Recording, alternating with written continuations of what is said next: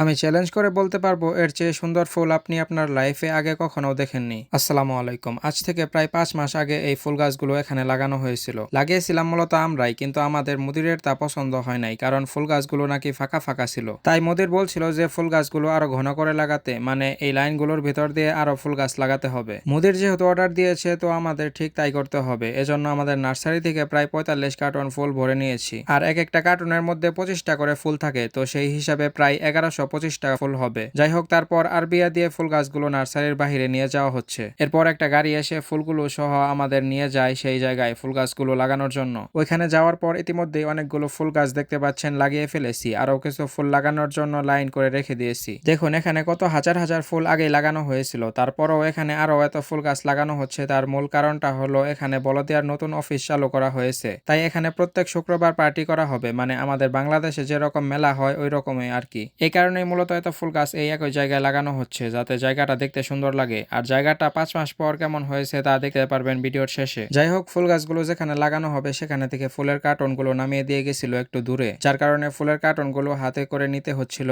আর এই কারণে অনেক দেরি হয়েছে ফুল গাছ লাগানো শেষ করতে। দেখুন এইভাবেই ফুল গাছ লাগাতে লাগাতে আজকে প্রায় 7.5 ঘন্টা ফুল গাছ লাগালাম, মানে পুরা ডিউটি টাইমে শুধু ফুল গাছই লাগালাম আজকে। আর যেই লাইনটা এখন লাগানো হচ্ছে এটাই শেষ লাইন। এই লাইনটা শেষ করলেই সবগুলো ফুল গাছ লাগানো আজকে শেষ হবে। তো 45 কার্টনের সবগুলো ফুল গাছ লাগানো শেষ করে এরপর কার্টনগুলো সব এক জায়গায় জমা করা হচ্ছে। কার্টনগুলো ফেলে দেওয়া যাবে না, কারণ এগুলা আবার পরে কাজে লাগবে। দেখুন রাস্তার এক পাশে কার্টন জমা করে ওইখানেই আমরা দুইজনে দাঁড়িয়ে আছি। এখন এখান থেকে সবগুলো ফুলের কার্টন আর আমাদেরকে ডিউটির বাস এসে নিয়ে যাবে আমাদের ক্যাম্পে। এই ভিডিওটা করা হয়েছিল প্রায় 5 মাস আগে, মানে 5 মাস আগে এই ফুল গাছগুলো আমরা লাগিয়েছিলাম। আর আজকে প্রায় 5 মাস পর এখন দেখুন আমাদের নিজের হাতে লাগানো ফুল গাছগুলো দেখতে ঠিক কেমন লাগছে। মাশাআল্লাহ, কত সুন্দর হয়েছে ফুল গাছগুলো, একবার দেখুন। বিশ্বাসই হচ্ছে না যে এইগুলো আমরা নিজের হাতে লাগিয়েছি। সামনাসামনি যতটা সুন্দর লাগছে ফুলগুলো, হয়তো ভিডিওতে ততটা সুন্দর নাও লাগতে পারে, কিন্তু ফুলগুলো সত্যি অসাধারণ হয়েছে। আমি আমার জীবনে এত সুন্দর ফুল আগে কখনো দেখি নাই। আপনারা সামনাসামনি এর চেয়ে সুন্দর ফুল আগে কখনো দেখেছেন কিনা?